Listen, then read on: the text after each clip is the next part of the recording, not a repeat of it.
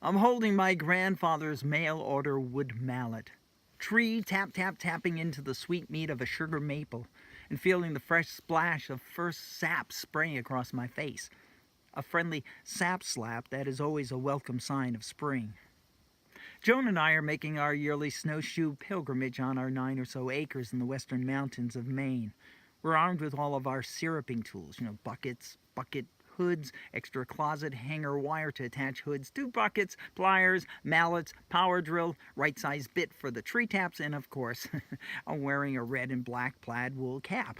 One that preferably has been dropped in the barnyard a good number of times, rendering it well seasoned, so to speak. I remember when I first moved to Maine about 30 years ago, seeing the old timers sitting around a rusting barrel stove by the edge of the Darnett Road in North Buckfield, boiling down the spring sap. The youngest of them, whom they called Red, had a small French Canadian frame, wiry as a bent sapling. He was at the time in his mid-60s. He'd be running around nearby woods doing most of the heavy carrying.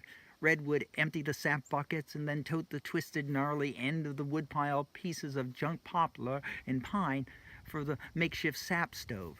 The stove, that had been put together from a varied assortment of throwaway parts salvaged at the town dump, had recently made its yearly move from the ice fishing house on a nearby pond to the front of old man McAllister's snow-covered lawn.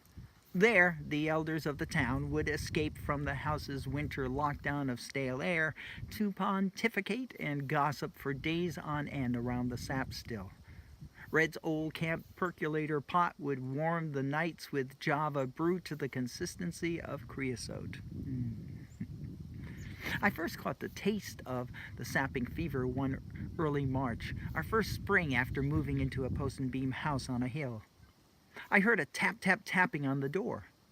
There stood my neighbor Red with a big grin. In one hand he was holding his old red and black plaid wool cap, and in his other a small 4-ounce glass mason jar filled with a frothy amber-colored liquid. "Howdy, folks. I brought you a present. This is gold, Rick, the purest and sweetest froth boiled down to perfection, son. Oh, make it last, and enjoy every drop."